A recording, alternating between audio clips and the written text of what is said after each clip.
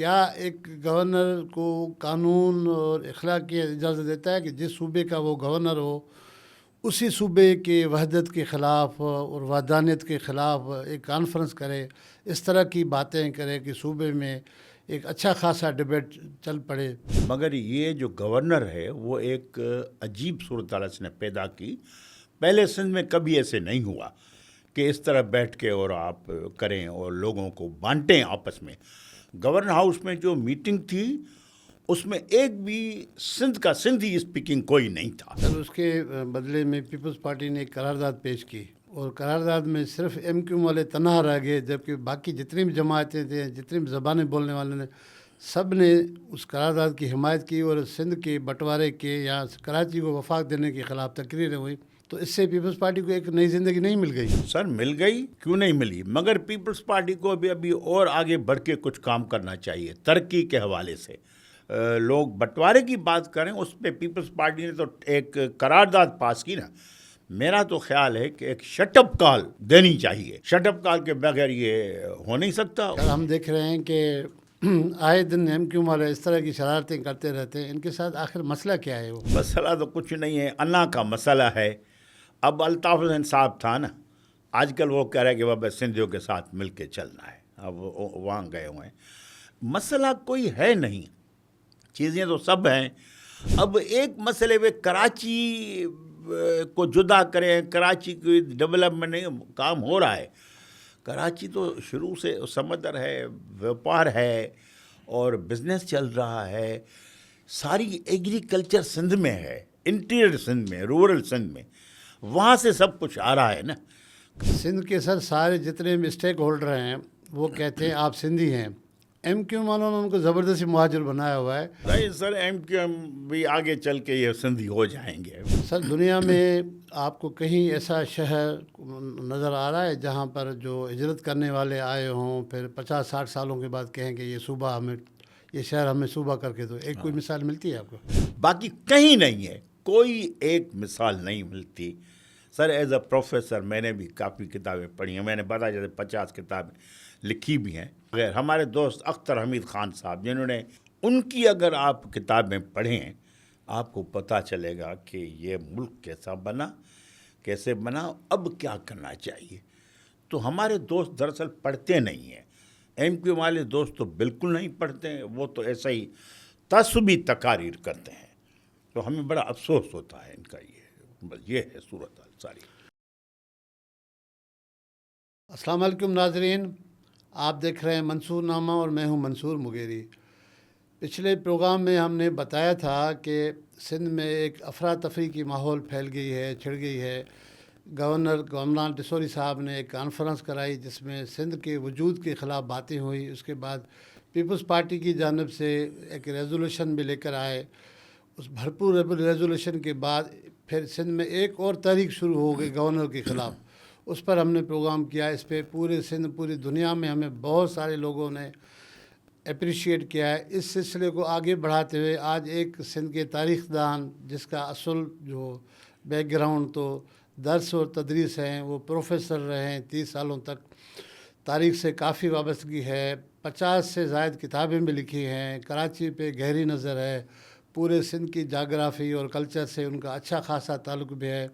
साईं एजाज कुरैशी साहब आज हमारे मेहमान हैं। साईं वेलकम एंड भलीका। Sir thank you very much, बहुत मेहरबानी। सर हम शुरुआत करते हैं यहाँ से कि क्या एक गवर्नर को कानून और अखलाक की इजाज़त देता है कि जिस सूबे का वो गवर्नर हो उसी सूबे के वहदत के ख़िलाफ़ और वहदानियत के ख़िलाफ़ एक कॉन्फ्रेंस करे, इस तरह की बातें करे कि सूबे में एक अच्छा खासा डिबेट चल पड़े? पहले इस मुल्क की सूरत हाल आपके सामने में है, KPK में क्या हो रहा है, बलूचिस्तान में क्या हो रहा है, सिंध जो अमन का गहवारा है, सारे लोग सुकून से जा रहे थे, अचानक इसलिए ये काम कर दिया। सर ये नफ़रत फैलाने का सारा काम है। और जो कम्युनिटीज़ यहाँ सिंध में रहती हैं, सिंधीज़ हैं और उर्दू स्पीकिंग मुहाजिर हैं, और भी यहाँ बहुत सारे रहते हैं, तो ये अमन में रह रहे हैं, भाईचारे में रह रहे हैं। मगर ये जो गवर्नर है वो एक अजीब सूरत हाल इसने पैदा की। पहले सिंध में कभी ऐसे नहीं हुआ कि इस तरह बैठ के और आप करें और लोगों को बांटें आपस में। गवर्नर हाउस में जो मीटिंग थी उसमें एक भी सिंधी स्पीकिंग कोई नहीं था। सब बाबा, आप अगर मफाहमत चाहते हो, दोस्ती चाहते हो, अगर हमारे मुहाजिर भाई हैं, वो हम भाई हैं, हमने उनको वेलकम किया, और तो मिलके काम करें, मिलके हम पूरी सिंध को बनाएं, मिलके पाकिस्तान को बनाएं। ये सूरत हाल नहीं है। तो इसमें गवर्नर का जो रोल है वो इतना ख़राब है और इतना उसका मशकूक है, और मुझे तो बड़ा अफसोस हुआ। मैंने समझा ये इस तरह आएगा कि ये दोनों कम्युनिटीज़ में एक मफाहमत करेगा, जो इसने नहीं की, और इसने बांटने की कोशिश की। तो मैं तो उसकी मजम्मत ही कर सकता हूँ। बिल्कुल। उसको सर जबरी तौर पे छुट्टी पे भेजा गया है, लिखा तो नहीं गया जबरी, लेकिन जो ज़राए वो कहते हैं जबरी छुट्टी पे भेजा गया है। अगर छुट्टी के बाद क्या वापस इसको रहना नहीं, चाहिए? आना नहीं चाहिए। छुट्टी पे गया अच्छा, बल्कि इसको ख़त्म ही कर देना फायर करना चाहिए। चाहिए। बिल्कुल, अभी इनको नहीं आना चाहिए, और कोई एक बेहतरीन किस्म का, भली उर्दू स्पीकिंग हमारा दोस्त हो, कोई भी हो, उसको आप रखें जो मफाहमत पैदा करे। और सिंध का माहौल, वैसे ही हम गुर्बत में गुजार रहे हैं, तो माहौल को बेहतर बनाएं और सूबे को बेहतरीन सूबा बनाएं। जैसे पंजाब में काम हो रहा है, भाई आप तो ये काम करें ना, ये हो नहीं रहा। और आप देखें सर, जब 47 में पाकिस्तान बना तो किस तरह वेलकम किया लोग। GM सैद को गालियाँ देते हैं, शेख अब्दुल मजीद सिंधी को गालियाँ देते हैं, काजी फैज़ मोहम्मद और सारे लोग। उस ज़माने में पारसी भी थे, उर्दू स्पीकिंग थे, सिंधी थे, मिल के रहते थे। तो जब ये आए तो उनको ख़ुद GM सैद ने वेलकम किया, और सब लोगों ने। तो हमने तो ऐसी बात नहीं, हमारे ख़ुद घर में मेरी जो है चाची, हाँ मम्मान या जो, वो उर्दू स्पीकिंग है घर में, कोई ऐसी बात नहीं है। मगर ये तरीका गलत है कि आप, इससे नुकसान होगा, मुल्क को नुकसान होगा, सिंध को नुकसान होगा, जो हम नहीं चाहते। हम चाहते हैं कि भली पाकिस्तान हमारा एक मुल्क है, उसकी बेहतरी रहे, सिंध में रहे, सिंध के लोग तरक्की याफ्ता हों और आगे बढ़ें, तालीम हो, ये हो। तो ये बहुत, तो गवर्नर का जो ये किरदार रहा इस पूरे दौर में, जो बड़ा एक ख़तरनाक किरदार मेरे ख्याल में है, ऐसे नहीं होना चाहिए। इस किस्म के लोगों को, मरकज़ी हुकूमत को, मैं तो शहबाज शरीफ से और सबसे गुजारिश करूँगा कि इस तरह के लोग जो है वो सूबों में न लगाएं, ताकि झगड़े हों और तरक्की न हो, और लोगों की ज़िंदगियां तबाह हो, तालीम न हो। तो हमें तो आगे बढ़ना है, और आगे हमें अपने मुल्क को संवारना है, मेहनत करनी है, हमारे सूबे को संवारना है। तो मेरे ख्याल में तो ये चीज़ें होनी चाहिए। बिल्कुल सर, उसके बदले में पीपल्स पार्टी ने एक करारदाद पेश की, और करारदाद में सिर्फ MQ वाले तनहा रह गए, जबकि बाकी जितनी भी जमातें थे, जितनी भी ज़बानें बोलने वाले ने, सब ने उस करारदाद की हिमायत की, और सिंध के बंटवारे के या कराची को वफाक देने के ख़िलाफ़ तकरीरें हुई, ज़बरदस्त तकरीरें हुई। तो इससे पीपल्स पार्टी को एक नई ज़िंदगी नहीं मिल गई? सर, मिल गई, क्यों नहीं मिली, मगर पीपल्स पार्टी को अभी और आगे बढ़ के कुछ काम करना चाहिए तरक्की के हवाले से। इतनी तरक्की नहीं हो रही, और कई चीज़ें हैं, तालीम है, सेहत है, थोड़ा बहुत तो काम ज़रूर कर रही है, रोड हैं, रास्ते हैं, ये है वो है। तो पीपल्स पार्टी को आगे बढ़ के आना चाहिए। और ये जो लोग बंटवारे की बात करें, उस पर पीपल्स पार्टी ने तो एक करारदाद पास की ना।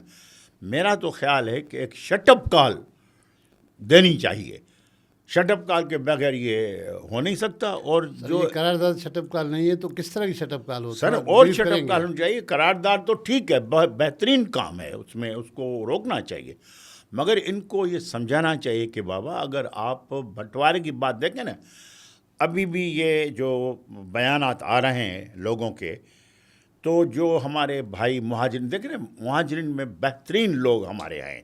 डॉक्टर इशरत हुसैन का नाम मैं लेना चाहता हूँ, डॉक्टर अख्तर हमीद खान नाम लेना चाहता हूँ, डॉक्टर आरिफ हसन का नाम। ये ऐसे लोग हैं जिन्होंने इस पूरी धरती को बनाया और इस पूरे पाकिस्तान को बनाया। तो ये किस्म की बात। अदीब रिजवी साहब हैं सर, अदीब रिजवी साहब, कितना बड़ा काम किया, गुलाम किबरिया साहब, और बहुत से राहत सईद साहब से लेकर बहुत सारे नाम हैं, बहुत सारे नाम हैं। और हम मिलके शादियां आपस में हुई हैं। मैडम मासूमा हसन हैं अभी, जिनके फतेह अली खान हस्बैंड थे, मजदूर लीडर थे, या इस किस्म के लोग हैं। तो हम मिलके काम करना है। अगर हम मिलके नहीं काम करेंगे तो नुकसान होगा। बातें तो बहुत हैं सर, कि तारीख में जाएंगे, तारीख आप पढ़ें ना, सिंध की तारीख 4000-5000 साल से पहले। अभी जो किताबें हैं तारीख में, उसमें आप देखेंगे 400-500 साल पहले समंदर था और कराची का शहर मौजूद था। और वो भान सईदाबाद का जो एक दीवान था, नाम भोजूमल, हाँ, वो आया सेठ जिसने आके बैठा, कराची को बनाया। और कराची के सारे लोग, मकरानी भी थे, बलोच भी थे, कुछ उर्दू स्पीकिंग भी, सब ने मिलके कराची को बनाया। जो क्यों सर, गबोल, जो क्यों, गबोल, बिल्कुल, ये सारे गोट जो हमारे हैं। तो मेरे ख्याल में हमें कोई लड़ाई नहीं करनी, हमें मिलजुल के रहना है। मगर जो लोग तासुब करते हैं और सिंध को अगर वो तोड़ने की कोशिश करेंगे तो उनको तो भरपूर जवाब देना चाहिए, दिया जाएगा। और मेरे ख्याल में हुकूमत और मुराद अली शाह साहब से, मैं जरदारी साहब से, बिलावल साहब, सबसे मैं कहूँगा कि इनके लिए एक भरपूर जवाब हो। और ये बाकी तरक्की के लिए हम सब मिलके करेंगे। और मैं तो मुहाजिरीन दोस्तों को कहता हूँ कि बाबा आप भी हमारे साथ ही चलें, आगे चलें, आपके भी बच्चे हैं, मुस्तकबिल है, आपको भी आगे चलना है ना। तो मुल्क की तरक्की कैसे होगी? बाकी अगर हमारे इस पे आएंगे तो जाहिर है जवाब तो मिलेगा ही मिलेगा। सर, दुनिया की किसी भी मुल्क में, किसी भी तहजीब में एक जनरेशन से अगर 3-4 जनरेशन हो जाए, वो मुहाजिर हो सकते हैं? नहीं हो सकते, वो तो लोकल हो जाते हैं। लोकल हो गए। बिल्कुल आपकी बात दुरुस्त है, मैं यही कहता हूँ। तो ये सब लोकल हैं और ये ऐसी कोई बात ही नहीं है कि जो हम उस करें। तो ये चीज़ें हैं जो हमें कहनी चाहिए। सर, हम देख रहे हैं कि आए दिन MQ वाले इस तरह की शरारतें करते रहते हैं, इनके साथ आखिर मसला क्या है? वो आप प्रोफेसर हैं, आपने रीड किया होगा। मसला तो कुछ नहीं है, अन्ना का मसला है। अब अल्ताफ़ हुसैन साहब था ना, आजकल वो कह रहे हैं कि बाबा सिंधियों के साथ मिल के चलना है, अब वहाँ गए हुए हैं। मसला कोई है नहीं, चीज़ें तो सब हैं। अब एक मसले में कराची को जुदा करें, कराची की डेवलपमेंट नहीं, काम हो रहा है। कराची तो शुरू से समंदर है, व्यापार है और बिजनेस चल रहा है। सारी एग्रीकल्चर सिंध में है, इंटीरियर सिंध में, रूरल सिंध में, वहाँ से सब कुछ आ रहा है ना। कराची की इतनी प्रोडक्शन सवाए सी के या और चीज़ें, यहाँ एक बात की जा रही है जो हमारे मुहाजिर दोस्त कहते हैं कि बाबा जो भी रेवेन्यू है 99% रेवेन्यू कराची देता है, बाकी जो है सारा सिंध या और मुल्क ख़त्म है। क्या ये बात ठीक है? आप इकोनॉमिक की प्रोसेस, हाँ, तो गलत है ना। हमने तो इसकी स्टडी की है, मैं इस पर लिख भी रहा हूँ और मेरी किताब है कराची पर सर, उसमें मैंने काफ़ी चीज़ें दी हुई हैं। अंग्रेज़ी में भी है, सिंधी में भी है, उर्दू में भी है। माशाल्लाह। तो वो लोग पढ़ें, पता चल जाएगा। सर, उसमें उसका टाइटल बताएं ताकि दीगर जो कराची जो case, the case of Karachi, case of Karachi का केस, ये एक बनाया है। उसमें आपको कराची कैसे नज़र आया है माजी में? सर, माजी में बेहतरीन था कराची। जमशेद मेहता था, हरचंद राय, विशन दास था, GM सैद था, डिस्ट्रिक्ट काउंसिल, हकीम एहसन थे। हाँ, हकीम एहसन थे, काजी मोहम्मद अकबर थे और बहुत से लोग थे जिन्होंने कराची को बनाया और बैठ के वहाँ।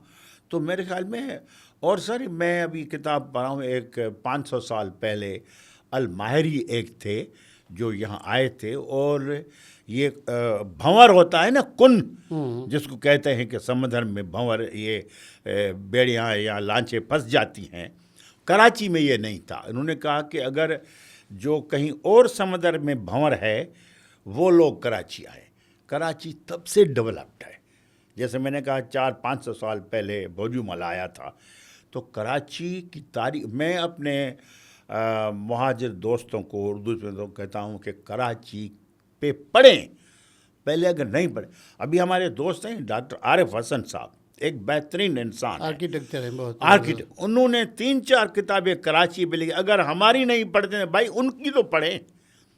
यहाँ एक दमोही साहब हैं, नाम पूरा मैं भूल रहा हूँ, दमोही साहब उर्दू स्पीकिंग है, उन्होंने कराची पे एक बेहतरीन किताब लिखी है। एजाजुल हक कुद्दूसी साहब ने सिंध पे जो किताब लिखी है, एजाजुल हक साहब ने लिखी हैं। और जनाब ये हमारे दूसरे दोस्त हैं, गुलहसन कलमती है, उनकी शानदार किताब लिखी है। तो इस तरह ये किताबें लिखी जा रही हैं। अब्दुल गफूर खत्री है, इन्होंने इतने काम किए हैं सर, ये पढ़ें। शेख हयात साहब ने शानदार किताब लिखी है, शेख हयात कराची लिखी यानी है, कराची जो और रात ये अगर हम लोग नहीं करेंगे, मेरे तो ख्याल में सिंधी और उर्दू मुहाजिरों को इकट्ठे होना चाहिए, आगे आने चाहिए, आपस में मिलके इस धरती को, इस शहर को, इस मुल्क को बनाना चाहिए। यही एक हल है जिससे हम आगे बढ़ सकते हैं। सर, दुनिया में आपको कहीं ऐसा शहर नज़र आ रहा है जहाँ पर जो हिजरत करने वाले आए हों, फिर 50-60 सालों के बाद कहें कि ये सूबा हमें, ये शहर हमें सूबा करके दो? एक कोई मिसाल मिलती है आपको? कोई नहीं, एक तो बदमाश है इसराइल, वो तो उसको छोड़ देना। उसको छोड़, बाकी कहीं नहीं है, कोई एक मिसाल नहीं मिलती। सर एज अ प्रोफेसर मैंने भी काफ़ी किताबें पढ़ी हैं, मैंने बताया जैसे 50 किताबें लिखी भी हैं, ऐसी कोई चीज़ नहीं आ रही। हम नफ़रत नहीं चाहते, नफ़रत के बगैर हमारे दोस्त अख्तर हमीद ख़ान साहब जिन्होंने OPP प्रोजेक्ट बनाया वहाँ औरंगी में, जो है औरंगी पायलट प्रोजेक्ट, उनकी अगर आप किताबें पढ़ें आपको पता चलेगा कि ये मुल्क कैसा बना, कैसे बना, अब क्या करना चाहिए। तो हमारे दोस्त दरअसल पढ़ते नहीं हैं, MQ वाले दोस्त तो बिल्कुल नहीं पढ़ते हैं, वो तो ऐसा ही तस्बी तकारीर करते हैं। तो हमें बड़ा अफसोस होता है इनका। ये है सूरत हाल सारी। सिंध के सर सारे जितने भी स्टेक होल्डर हैं वो कहते हैं आप सिंधी हैं, MQ वालों ने उनको ज़बरदस्ती मुहाजिर बनाया हुआ है। ये MQ के चुंगल से कैसे और कब आज़ाद नहीं होंगे? सर, MQ भी आगे चल के ये सिंधी हो जाएंगे, मेरा तो ये ख्याल है। आज तो नहीं हो रहे, तसब में है, मगर ये आगे और प्यार मोहब्बत में रहना है, निकलना है, ये और तरीका है। जो सिंधी हैं हमारे पढ़े लिखे, जैसे मैंने बताया शादियाँ भी की, वो तो चाहते हैं कि भाई जो हमारे मुहाजिर दोस्त हैं वो आगे बढ़ें।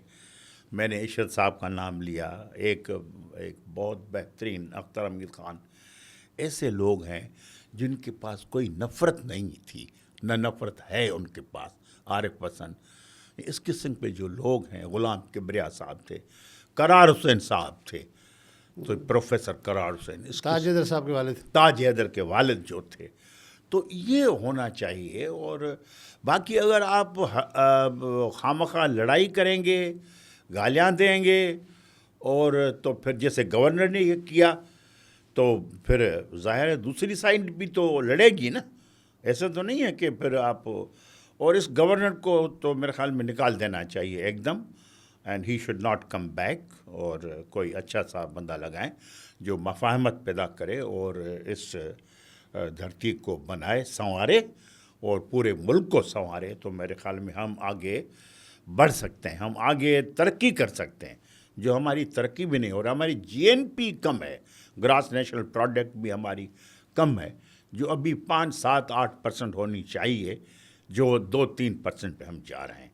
तो वो तरक्की के जो इकोनॉमिक इंडिकेटर्स हैं वो बिल्कुल नहीं, वो झगड़ों में हमारे इंडिकेटर्स ज़ाया हो जाते हैं। अगर हम बैठ के इसको करें तो तरक्की होगी, तालीम में तरक्की होगी, बच्चे हमारे पढ़ेंगे, और अमन अमान की जो सूरत हाल है वो बेहतर होगी।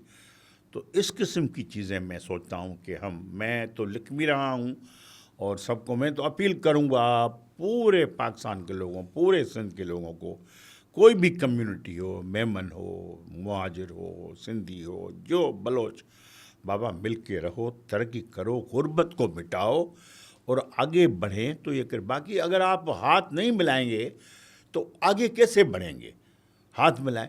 बाकी खामखा झगड़ा करेंगे, गालियाँ देंगे, तो दूसरी साइड भी करेगी। और अभी देखें, ये जो हमारे हैं शाही सैयद साहब, उनसे पूछा गया तो उसने क्या कहा, बाबा हम तो सिंध के साथ, सिंधियों के साथ हैं, हम आए हैं यहाँ रोज़गार करने के लिए। तो बस वो बैठे हैं। बलोच भी ऐसे ही कहते हैं जो आते हैं, कोई झगड़ा नहीं है। मगर ये एक ग्रुप जो है वो झगड़ा करना चाहता है, तो उसको भी समझना चाहिए कि अच्छी बात नहीं है। सर, आपकी तारीख़ पे गहरी नज़र है, पूरे सिंध पे किताबें लिखी हैं, कराची पे लिखी हैं, तो अब कराची की जो डेमोग्राफी है वो तब्दील नहीं हो के गई है? सर हो रही है। इनकी जो दावा थी कि हम मेजॉरिटी में हैं, नहीं, ये सब बात सही है? अब ऐसे नहीं है, अब ऐसे नहीं है।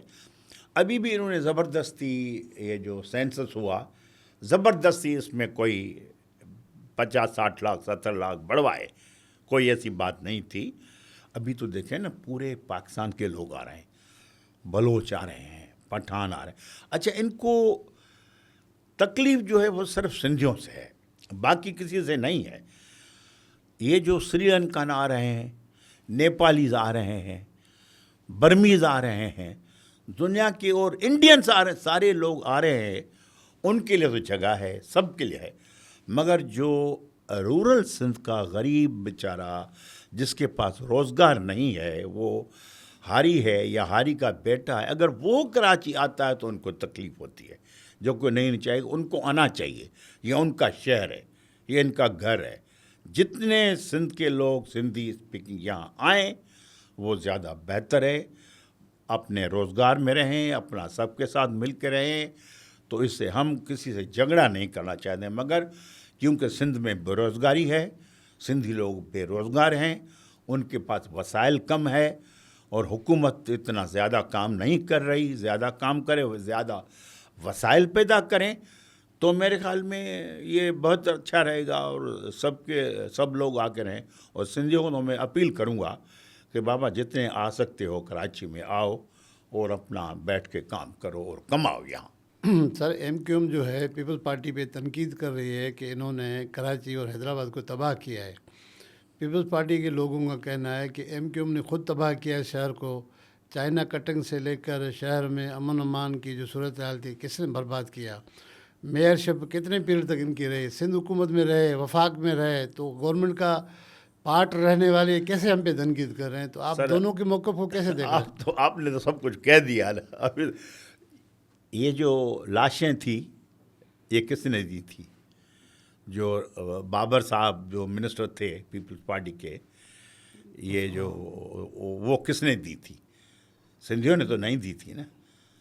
फिर उसके बाद अब वो मामला टल गया। तो आपने जो बात कही वो ऐसा ही है, बिल्कुल एग्जैक्टली। तो इसको तो मेरे ख्याल में कर्टल करना चाहिए और तरक्की की राह देखनी चाहिए। सर, कुछ लोगों का ख्याल है कि ये दोनों जमातें जिम्मेवार हैं कराची को तरक्की ना दिलाने की। ये तो सही बात है, ये सही बात है सर, ये बिल्कुल मैं एग्री करता हूँ। दोनों को मिल के बैठना चाहिए और तरक्की में रुकावट न डालें, तरक्की करें। और मैं तो सिंध हुकूमत से ख़ास तौर पर साईं मुराद अली शाह को मैं बड़ी इज़्ज़त से देखता हूँ। एक पढ़ा लिखा, और हम एक गांव के भी हैं, और एक तो उनसे या जो वज़रा उमरा हैं उनसे भी कहेंगे कि आप आगे बढ़ें और तरक्की करें और सबसे मिल के चलें। क्योंकि इस तरह बग़ैर किसी के, अभी देखें तालीम में कोई 60-70 लाख बच्चे बाहर हैं, प्राइमरी तालीम से बाहर बैठे हुए हैं। इसमें कौन करेगा काम? ये काम करना चाहिए। बिलावल साहब अगर हमारी ये बात सुनते हो तो ख़ुद करें, आगे बढ़ें।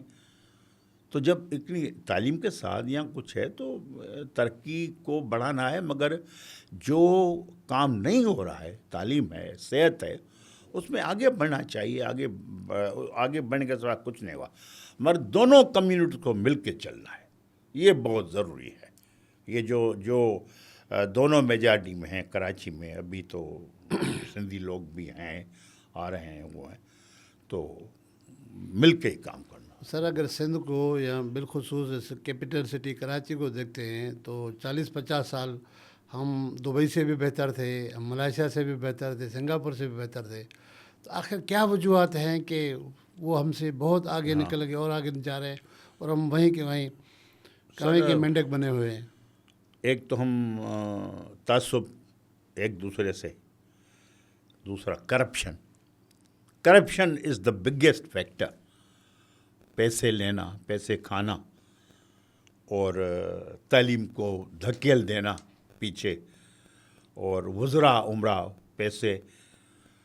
पहले ये नहीं होता था। अयूब खान का अगर दौर हम थोड़ा बैक जाएं तो आप देखेंगे कि उस ज़माने में कुछ काफ़ी बेहतरी थी, और उसके बाद भी कुछ ऐसे दौर हैं। शुरू वाला दौर नहीं, बीच वाला दौर बड़ा अच्छा था। उसके बाद भुट्टो साहब आए, भुट्टो साहब को उन्होंने काम करने नहीं दिया।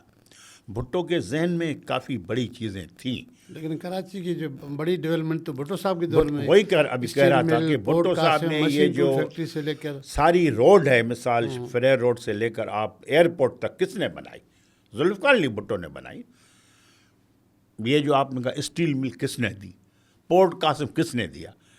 अगर उसकी ज़िंदगी होती, अल्लाह ताला ने वो रहते तो और काम। हालांकि उनमें भी वो थोड़ा था कि किस हद तक तासुब या क्या, तासुब तो नहीं कहना चाहिए, मगर वो अपने सह नहीं पाते थे, किसी अन्ना का ताड़ा था। मगर उसके बावजूद भी मैं इंग्लैंड में पढ़ता था उस ज़माने में, जब बिल्कुल प्राइम मिनिस्टर बन के आए थे। तो हम दोस्तों ने जो वहाँ थे सिंधी, उन्होंने टाइम लिया, हमसे मिले। उसने कहा बाबा मैं तरक्की कराने आया हूँ पूरे मुल्क को, पाकिस्तान को, सिंध को भी। मैं जो है वो 2-3 ग्रुप्स हैं जो मुझे तकलीफ़ दे रहे हैं, भुट्टो साहब ने कहा, हाँ समझा रहा हूँ उनको। उनमें एक ये कराची का ग्रुप भी था।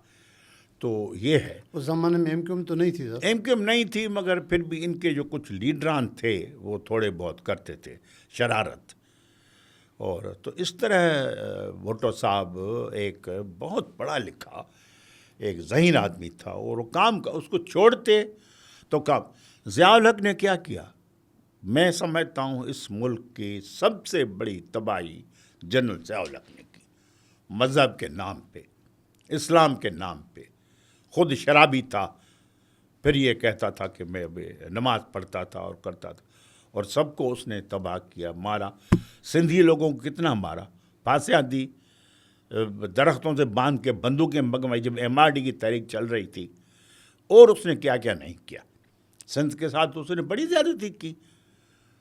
तो असल इस मुल्क में जो ऐसे रहे हैं कुछ जनरल्स, उनमें ये ज़ियाउल हक का बड़ा हाथ है। बाकी तो काफ़ी अच्छे हैं हमारे जनरल्स भी, और अयूब खान ने बड़ी तरक्की की। लेकिन अयूब खान पे बहुत तनकीद होती है कि वो डिक्टेटर थे, पहले डिक्टेटर जिसने एक बेस था, मगर फिर भी उसने तरक्की का माहौल बनाया। सर आप उसको बेहतर समझे। मैं इंडस्ट्री वगैरह लगाई उसने, वो बाकी पॉलिटिकली वो ज़ीरो था। उसने बिल्कुल ये बातें अपने आप को ये किया, और हालांकि सियासतदानों को लेके चलना था। फिर बीच में कुछ लोग आए गए, तो इस तरह अयूब खान भी एक डिक्टेटर तो था अपनी जगह, इसमें कोई शक नहीं है। मगर ये जो समंदर पे बने सी पोर्ट क्या पाड़ी और ये वो, इसमें इसने काफ़ी रोड्स ये वो काफ़ी काम किया था उसने। तो बाकी अभी तरक्की की सर ज़रूरत बहुत है। अभी हमारी जो GNP है, ग्रॉस नेशनल प्रोडक्ट, मजमूई कौमी पैदावार जिसको हम कहते हैं, या मजमूई घरू पैदावार जो है वो थोड़ी है, इसको बढ़ाना है। इसको जे पाकिस्तान के बेहतरीन जो इकनॉमिक्स के माहिरीन हैं, जिसमें मैंने जैसे इशरत साहब का नाम लिया, डॉक्टर कैसर बेंगाली का मैं नाम लूँगा, और आरिफ हसन साहब का नाम लूँगा, या और हमारे शहाब उस्तो का मैं नाम लूँगा, फजलुल्लाह कुरैशी जो हमारे फेडरल सेक्रेटरी अभी इस्लामाबाद में इकनॉमिक्स थे, उनका नाम लूँगा, नज़र मेमन का लूँगा। और इस तरह जो लोग थे जिन्होंने पूरी ज़िंदगी, अभी वो 80-80 बरस के 90 के हो गए हैं, फिर भी हफीज़ पाशा हैं। और इस तरह जो है बग़ैर इसी तासुब के में सब लोग मिल के अगर मिल के बैठेंगे तो रियली ये मुल्क जो है ना अच्छा बन सकता है। सर आपने जितने अच्छे बंदों के नाम हम बता रहे हैं, इनको ये लगाने देंगे? ये तो एक बात, इनको तो वो बंदे चाहिए जो इनके एजेंडा पे काम चले ना। ये तो उनके एजेंडा पे नहीं तो चलेंगे। सही है। ये कैसे तरक्की होगी सर इन हालात में? बस तरक्की जब तक नहीं होगी सर, मैं समझता हूँ हम आगे नहीं बढ़ सकते हैं, रियली स्पीकिंग। उसमें सर मेरा बेसिक वही क्वेश्चन है कि हाँ, अच्छे लोगों को आप आने नहीं देंगे, हाँ, तो फिर अच्छाई कैसे होगी, तरक्की कैसे होगी? इन्वेस्टमेंट करें, करप्शन को ख़त्म करें। फर्स्ट जो है पॉइंट, आप समझे यहाँ करप्शन ख़त्म होगी? यही तो एक मसला है ना। मगर मैं चाहता हूँ उस पर डंडा उठाना चाहिए, करप्शन ख़त्म। इंडस्ट्री लगाएं, अच्छा सर, ये देखें, सक्खर से लेकर कराची तक एक सुपर हाईवे बना हुआ है ना, खाली पड़ा है। कोई अस्पताल है, कोई इंडस्ट्री है, कोई यूनिवर्सिटी है, कुछ भी नहीं है। अगर 5-7 इंडस्ट्रियाँ पड़ी लग जाएं तो आपके 2-4 लाख लोग तो इंडस्ट्री में लग जाएंगे। सर नूरियाबाद में आपको एक इंडस्ट्री बना के दे, उसको बंद कर दिया, ख़त्म कर दिया, नूरियाबाद को फिर आबाद करें तो तब ये काम बन सकता है। अगर उसके बगैर तो ये मेरे ख्याल में कोई। सर इन्होंने पूरे सिंध में इंडस्ट्रियल जोन बनाए, लाड़काना हाँ, में, हाँ, खैरपुर में, मिट्टी में, बिल्कुल। उनका हाल देख रहे हैं हाँ, ना। नहीं, उसमें गवर्नमेंट सपोर्ट नहीं कर रही ना। गवर्नमेंट भी सपोर्ट इतना नहीं करी, लोग भी गवर्नमेंट के हालात को देख के लोग आगे नहीं आ रहे। हालांकि लोगों को आना चाहिए आगे। इंडस्ट्री देखिए, अगर इंडस्ट्री में सरकार खुद लगाए, गरीब जो लोग हैं वो अगर नौकरी में लग जाएं, गुर्बत तो ख़त्म हो सकती है ना। गुर्बत का रेशियो तो कम हो सकता है ना। अब ये तो मैं एक जनरल आपसे बात कर रहा हूँ। अगर इस पे तो एक प्लान बनेगा, प्लान के तहत जो है हमें किस तरह, इसमें जैसे मैंने नाम लिए 2-4, कैसर बंगाली का, डॉक्टर इरशद साहब का, फजलुल्लाह कुरैशी, ये ऐसे लोग आएंगे, बैठेंगे। अगर आपको प्लान बना के देंगे, मैं तो ख़ास तौर पर सिंध के हवाले से अगर मेरी गुजारिश ये मुराद अली साहब सुनेंगे तो वो कर सकते हैं, बिलावल भुट्टो साहब सुने। मुराद अली साहब खुद एम्पावर हैं सर। पर ये तो बहुत बड़ा सवाल है ये। नहीं, मगर सुन तो सकते हैं ना बात हमारी। सुन सकते हैं। कुछ दोस्तों को बुलाएं, वो बैठ के बिलावल साहब तक ये हमारी बात पहुंचनी चाहिए, जरदारी साहब तक पहुंचनी चाहिए। मेरे एक में कभी कभी जब सर मोजल के साथ सिंध के लोग कहते हैं कि जरदारी साहब खुद जो है ना सारी चीज़ों की जड़ है, तो कैसे फिर मसला रहोगे। फिर मैं थोड़ी मेरी राय ये है कि जरदारी साहब समझदार आदमी ज़रूर है, इसमें कोई शक ही नहीं, समझदार बहुत है। उसमें जो है ना कुछ यहाँ है, वो ठीक हो जाए तो सुबह बहुत आगे जाए। यही मैं कह रहा हूँ, यही मैं कह रहा हूँ। अगर वो चाहें तो रियली उस पर इतना है, क्योंकि 4-5 मुलाकातें हमारी उनसे हो चुकी हैं। आपने फिर उनको नहीं कहा कि 2 बार आप ऐवान सदर तक पहुंच गए और हाँ, आप हाँ, बिल्कुल। और कितना अर्सा जिंदा रहेंगे, फिर कब तक की दिलाएंगे। बिल्कुल, बिल्कुल। आपने कहा होगा। ये तो बिल्कुल आपकी बात सही है। फिर क्या जवाब था उनका? नहीं, वो जवाब काफ़ी लोग थे उस पर, वो जवाब क्या, मगर मैं समझता हूँ हमने ऐसी बात छेड़ी ज़रूर थी कि सर ये आप तो तजुर्बा तो सर बहुत हैं, बहुत बात कर सकते हैं, मगर ये कि फ़िलहाल तो मेरे ख्याल में इनको चलने दें। सर हम इसी मौजू पे आते हैं। माशाल्लाह आपने बहुत सारी चीज़ें बताई, डिफ़ाइन की। जी, जो न्यू जनरेशन है सर, जो जिसको कंप्यूटर से और मोबाइल से दूर ही नहीं हो रहा, किताबों से दूर हो गया है, बिल्कुल। उसको कौन बताएगा कि भाई इनके चुंगल से बाहर निकलें, कराची को, इस धरती को अपनी माँ समझें, इसको तरक्की दिलाने के लिए चलें और किसी सियासी बंदों के नारे पे ना चले? कौन बताएगा उनको? हाँ, नहीं, 100% आपकी पॉइंट सही है, एग्रीड। मैंने एक आर्टिकल भी काबश में लिखा इसी पे कि इनको आगे नौजवानों को आगे बढ़ना चाहिए, इस मोबाइल की जान छोड़ें। सर क्या हमारे जो अदीब और शौरा हैं उनका ये फॉल्ट नहीं है कि वो आगे निकल के इन तक पहुँचे, इनको बताएं, उनके यूथ को? अगर खुली बात करेंगे तो फिर हमें तनकीद तो वो होगी पूरी सिंध में। भले हो सर, लेकिन सच तो कहना पड़ेगा। मतलब ये कि हम लगे हुए हैं दावतों में, हम लगे हुए हैं खानों में, हम पीने खाने में लगे हुए हैं। हमें निकल के बाहर नौजवान को आगे ले आना है, नौजवानों को तैयार करना है, उनको तालीम देनी है, यूनिवर्सिटियों में पढ़ाना है, और हमारे जो असातिज़ा, जो टीचर्स हैं, जो PhD हैं, उनको भी आगे बढ़ना चाहिए, वो आके लोगों को बताएं। और कराची में चूँकि फैसिलिटीज़ बहुत हैं, तो आपके चैनल के ज़रिए बिलावल साहब, मुराद अली साहब और जरदारी साहब से भी गुजारिश है कि कराची में state of the art institutions कायम करें। न सिर्फ कराची में बल्कि सक्कर में, लाड़काने में, दादू में आप स्टेट ऑफ आर्ट अगर करेंगे, उसमें नौजवान पढ़ेंगे और जो PhD टीचर्स हैं वो काम करें, तो मेरे ख्याल में अच्छा, पूरी दुनिया में सर इल्म बढ़ रहा है, और इल्म जो है वो नई नई किताबें। अच्छा, कभी कुछ लोग यह कहते हैं, माफ़ कीजिए एक मिनट, कि भाई ये आजकल किताबें नहीं पढ़ी या इंटरनेट नहीं। मैं तकरीबन हर साल 2 साल इंग्लैंड अमेरिका का दौरा भी करता हूँ।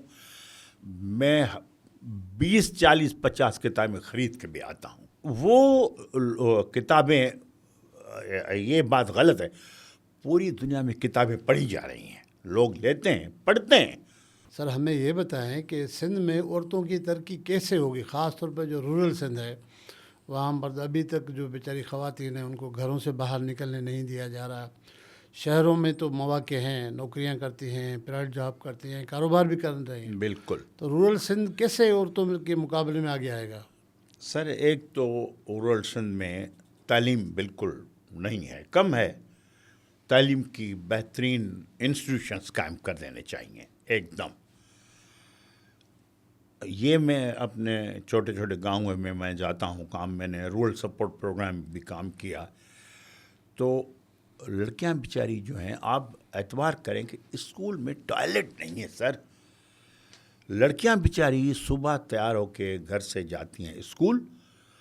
अगर किसी लड़की को टॉयलेट जाना है, पेशाब या कोई भी चीज़, तो बेचारी वो जा नहीं सकती, तो वो जाती है घर जो 1 मील दूर है। उसके बाद बेचारी वापस नहीं आ सकती, क्या करें? एक तो सरकार को जो फैसिलिटीज़ हैं और मिसिंग फैसिलिटीज़, हाँ मिसिंग वो एकदम देनी चाहिए। यही मैं सिंध गवर्नमेंट से गुजारिश यही करता हूँ। एक तो इसमें मैंने लिखा भी बहुत है सर। दूसरा, एक औरतों के लिए ट्रेनिंग, अभी थोड़ा बहुत काम हो रहा है, ज़रूर थोड़ा मानना भी चाहिए कि एक तो वो उनके लिए ट्रेनिंग सेंटर्स कायम कर दिए जाएं। सिलाई के हैं, कढ़ाई के हैं, और इनको या जो मवेशी पालना है ये उनके लिए करें। वो थोड़ा हो रहा है, बहुत थोड़ा हो रहा है उसको। तो ये अगर 10-12 किस्म की ट्रेड्स जो हैं, अगर इन ट्रेड्स को हम आगे बढ़ाएं और नौजवान लड़कियों को आगे ले आएं, फिर इनके लिए हम मौके पैदा करें। एक ऐसी बिल्डिंग्स हों जहां वो औरतें बेचारी बैठ के रोज़गार करें, और सरकार और हम मिल के प्राइवेट सेक्टर वो जो चीज़ें हैं वो उधर भेजें कि बाबा इसको ये औरतें करेंगी। तो औरतों के लिए ये एक करना है। दूसरा है कि औरतों के लिए अभी अब कल एक वाक़या हुआ है जो औरतों का उमरकोट में। अब देखा, अगर ऐसे वाक़े हुए तो औरतें कैसे बाहर आएंगी? काफ़ी, तो इस पे अगर हमारी हुकूमत, पुलिस या जो ऐसे अदारे हैं जो गन कर रहे हैं, उनका हिसाब किताब होना चाहिए कि अगर औरत को एक बंदा पकड़ के या एक औरत उसको मार रही है और उनके कपड़े फाड़ रहे हैं, तो शर्मनाक बात है ना। दिन दहाड़े जलील कर रहे हैं, दिन दहाड़े जलील कर रहे हैं। तो इनको, तो हम अपनी औरतों को बचाएं, औरतों को आगे जब ले आएंगे, पूरी दुनिया में अमेरिका देखें, इंग्लैंड देखें, जापान देखें, इंडिया देखें। अब इंडिया का नाम लेंगे तो फिर वो होगा कि भाई तुम नेपाल देखें, नेपाल में खुद देख के आए हैं। सीलान देखें, श्रीलंका में, मलेशिया जाएं सर, सिंगापुर मलेशिया जाए, इंडोनेशिया जाए, दुबई जाएं, करीब है दुबई। तो हम क्यों नहीं कर सकते? एक तो हमारे पास जो है ना मज़हब का जो रवाज है, मज़हब मना नहीं करता, मज़हब अच्छी चीज़ है। वो हम खुद नमाज पढ़ते हैं, नमाज मज़हब वो नहीं है, मगर ये कि आप उनको, तो एक तो सर ये बड़ा औरतों के लिए बहुत ज़रूरी है। सर सरकार तो दावे कर रही है कि हमारे इतने ट्रेडिशनल सेंटर हैं, वोकेशनल सेंटर हैं, बहुत कम है सर ये। अच्छा, उसके बाद उनको आगे बढ़ाने के लिए क्या हो रहा है? ट्रेनिंग तो हो गई, वो आपको फाल नज़र आ रहे हैं सर? थोड़े बहुत हैं, थोड़े बहुत ज़रूर हैं, मगर आगे उसके बाद उनके लिए जो रोज़गार के मौके हैं वो पैदा करने चाहिए। जैसे मैंने कहा कि सुपर हाईवे पूरा पड़ा हुआ है, 4 बड़ी इंडस्ट्रियां लग जाएं, एक औरतों के लिए लग जाए या 2 औरतों के लिए, मर्दों के लिए, या इकट्ठे लगी दी जाए, तो क्या फ़र्क है इसमें? तो उसमें हमें बहुत एक ये बहुत ज़रूरी है कि औरतों को जब तक आगे नहीं ले आएंगे तो औरत हमारी जो है, क्योंकि हम खुद बाल बच्चे वाले हैं, हमारी भी बेटे हैं, ये सबको हम देख रहे हैं किस तरह। मैंने एनआरएसपी में, सरसों में, एसआरएसओ में काम किया, एसआरएसपी में। वहाँ हमने औरतों को, मर्दों को आगे ले आए, उनको ट्रेनिंग दी, तरबियत दी, तो इस तरह वो सर आगे हो सकता है। तो औरत का होना सर, सिंध में एक जो अमन अमान है उसकी ख़राबी में डाकुओं का नज़र आ रहा है, लेकिन डाकू बनने के लिए कह रहे हैं कि आजकल कबीलाई तकरार इतने हैं, मुख्तलिफ़ कम्युनिटीज़ के दरमियान कबाइल में तकरार हो रहा है, एक दूसरे के बंदे मार रहे हैं, फिर वो रुपोश हो जाते हैं, फिर डाकू बन जाते हैं, फिर बदअमनी उसी टाप पे जा रही है। ये जो कम्युनिटीज़ के झगड़े हैं, बिल्कुल कबीलाई तकरार, वो कब ख़त्म होंगे, कैसे होंगे? आपके पास कोई है? सही थोड़ा बहुत जो हमारी एनजीओज़ हैं वो काम कर रही हैं, 2-4 नाम इसमें आते भी हैं, मगर वो उनमें लोग, औरतें हमारी जा रही हैं, उनको समझाती हैं कि ये न करें और उस तरह। मगर फिर भी यहाँ सर डाकू से जाके मिल रहे हैं? नहीं, डाकू से नहीं, जो डाकुओं की औरतों से जाके मिल सकती नहीं, हैं? औरतें तो नहीं करती, वो तो सरकार करेगी। ये जो औरतों के साथ जो जुल्म हो रहा है उस हवाले से। उसके लिए, बाकी तो सरकार करे, गवर्नमेंट करे।